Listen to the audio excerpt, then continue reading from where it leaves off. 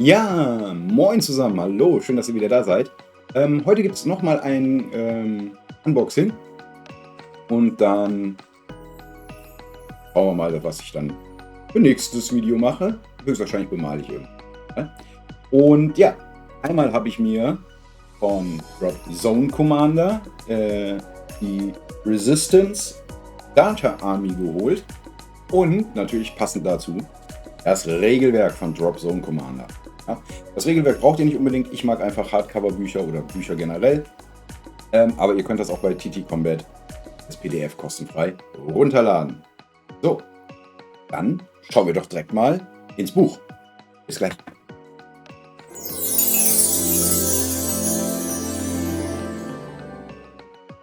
Ja, hier haben wir das Drop Zone Buch. Ja, ist Hardcover und ich finde, es ist auch sehr, sehr schön gestaltet. Voilà. Ja, ihr habt hier sehr viel, sehr schönen Hintergrund und ihr seht schöne Bilder. Auch, da finde ich, kommt man immer auf Ideen, wie man seine Armee bemalen kann. Ne? Dann gibt es Teil 2 die Spielregeln. Auch, wie ich finde, recht übersichtlich alles. Ja? Einheitentyp ist Infanterie, Fahrzeuge, Flieger. Ne? Kurze Erklärung von den Abkürzungen. Das finde ich auch sehr, sehr schön, dass man ein bisschen farblich das geordnet hat. Und hier hat man zum Beispiel die Kampfgruppenzusammenstellung, was man wie braucht. Ja, wie das funktioniert alles. Sehr, sehr cool. Ja, blätter mal ein bisschen schneller hier durch. Ja. Ebenso gibt es natürlich auch Gebäude etc. Und was ich sehr, sehr schön finde, ist, ihr könnt halt auch Zusatzsachen einfach kaufen. Und so böse es klingt, die sind halt auch nicht teuer. So, ja, und hier seht ihr auch die UCM Panzerarmee, die durch die Stadt zieht. Ja, also sehr, sehr schön gemacht. Und hier haben wir auch schon die verschiedenen Armeetypen. Das UCM, so. Ja, eine Farbthemen. Dann die Scorch, auch nochmal mit ein bisschen Geschichte. Und dann natürlich auch hier wieder Armeeliste. Der Scorch. Und auch wieder Farbenideen. Dann die Posthume Republic. Hoppala. Die wird auch ganz gerne gespielt, habe ich gehört. Ja. Ja, auch mit ihren Läufern und alles. Sehr, sehr nice. Dann die Shaltari.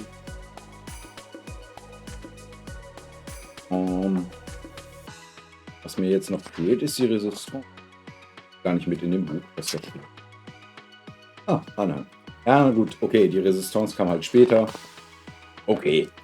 Aber zumindest hat man schon mal dann die Grundregeln. Oder ich habe die. Wie gesagt, man kann ja Internet alles per PDF runterladen. So, und jetzt schauen wir uns die wunderschöne Box hier an. Ja, ihr seht, das ist schon ganz ordentlich, was da drin ist, wie ich finde. Und wenn ich die jetzt da rauskriege. So, auch wieder sehr schön hier. Sehr, sehr schön verpackt, muss ich hier sagen. Alles in Knallfolie. Ja. So, was haben wir denn hier? Fangen wir mal an. Das hier ist die Hydra-Kraken. Mach mal die Kamera einen Ticken höher.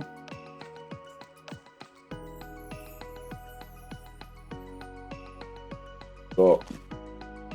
Hier sind einmal die Hydra-Kraken. Ich bin mal gespannt. Viele sagten, das wäre Resin. Oh. Aber ich bin mir hier tatsächlich gerade gar nicht so sicher, ob das wirklich Resin ist oder doch schon Plastik. Ja, hier ist der Hovercraft. Hier sind zwei von den IFA-Dingern. Ich habe es noch nicht gespielt, wie gesagt, muss ich mal reinschauen, was ist hier. Hier sind noch die vorne, dass du vorne wie bei so Landungsschiffen von früher, vom Zweiten Weltkrieg, dass die dann da raus können. Ja. Dann haben wir hier... Was sind das? Ah, das sind die Gunwagon. Ja, die Resistance sind ja... Die improvisieren ja sehr viel. Aber ich glaube, das könnte tatsächlich noch eine Art von Resin sein. Bin mir aber nicht hundertprozentig sicher, muss ich zugeben.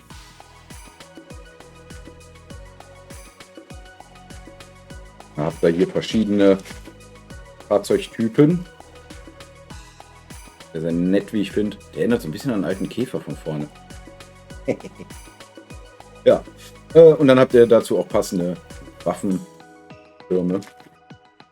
Wie gesagt, die Resistance, das sind mehr so... Die improvisieren halt sehr, sehr stark, sehr, sehr viel. Hannibal-Tanks haben wir hier auch. No. Also ich finde das Preis-Leistungs-Verhältnis sehr gut für das, was hier drin ist tatsächlich. Die Box kostet unter 50 €, wenn ihr Glück habt. Ja, guck hier, ne? Schönen Tank. Tank. No. Wie gesagt, unter 50 €. Ich glaube 37 oder 47. Nagelt mich jetzt nicht fest. Hat mich diese Box jetzt gekostet und ich habe eine komplette Starterarmee. Und hier sind die Fighters. Bin ich auch mal gespannt.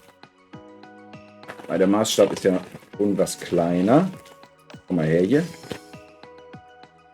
Ja. No, also sehr, sehr klein. Also, ich glaube, das sind 6 mm oder was. Aber ich sag mal, die kann man trotzdem noch gut bemalen. Würde ich sagen. Schauen wir uns an, wenn ich die bemalt. So. Und hier noch Jacksons. Was sind denn Jacksons?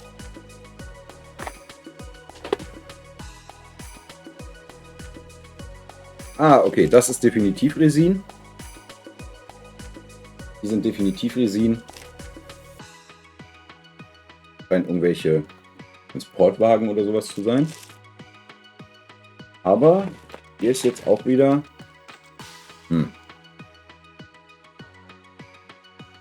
Na gut, aber die Box ist auch von 2020. Also kann es tatsächlich sein, dass da noch ein bisschen mehr Resinkram drin ist, weniger Plastik. Aber die neuen haben wohl alle Plastik. Oder sind alle aus Plastik. Und jetzt kommen natürlich die coolen Sachen. Uppala. Die sind nämlich definitiv Plastik, das fühlt man schon. Das dürfte kein Resin sein, denke ich. Hoffe ich. Nicht, dass ich euch was Falsches erzähle. Das sind, glaube ich, diese Cargo-Transporter. 3 Stück an der Zahl. Sehr, sehr cool. Mit Bases. So, dann haben wir hier eine Schablone. Weiß ich gar nicht, wofür die ist. Muss noch schauen. Wie gesagt, wenn ihr möchtet, kann ich gerne mal einen Battle Report machen. Da finde ich garantiert jemand, der mit mir das macht. Problem damit hat. Hier sieht auf jeden Fall aus wie oben eine Schablone. Ja, die Basis für die Infanterie. Schon mehr als ich dachte, ehrlich gesagt. Aber cool. So, was haben wir dann noch? Dann haben wir hier noch Commander Card. Ah, okay, das scheint so eine schnelle Referenzkarte zu sein. Moving, Shooting, ja, genau. Destructible, Transports, Aircraft, Scenery. Genau, das scheint hier so eine Art schnelle Referenzkarte zu sein. Hier auch Scenery, Tubes, Action, Accuracy. Ja, das ist so ein Schnellreferentenbogen. Und hier Resistance Starter Armee. Da ist die Hydra drauf, die Gunwagons, Hannibal Tank, Fighters. Oh. Ja. Und hier ist dann auch nochmal alles. Genau. Ja. Das war die Starter Armee der Resistance. Schreibt mir gerne in die Kommentare, wenn ihr ein bisschen mehr Dropkram haben möchtet. Dann werde ich mich da gerne für euch einlesen oder auch Drop Zone.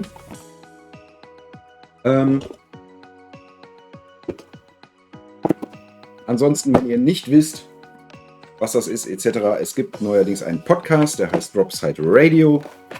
Könnt ihr gerne mal reinschauen. Ich das Ding nicht mehr zusammen hier. Und reinhören. Die sind momentan auch wieder unterwegs. Ich glaube, letztes Wochenende waren sie auf der Red Lion Con. Ja. Und wie gesagt, wenn ihr möchtet, kann ich auch gerne mal ein paar Battle Reports damit machen, wenn die Sachen bemalt sind. Und deswegen meine Frage, schreibt mir gerne in die Kommentare, soll ich erst mit der Battle Zone Armee anfangen, die zu bemalen? Oder soll ich erst die Drop Fleet bemalen? Ja, das würde mich so ein bisschen interessieren, was ihr gerne eher bemalt haben möchtet. Also sprich die Bodenkämpfe oder die Weltraumschlachten oder Orbitkämpfe. Gut, dann sage ich mal schön. Ja, schön, dass ihr wieder da wart. Und dann sehen wir uns nächste Woche.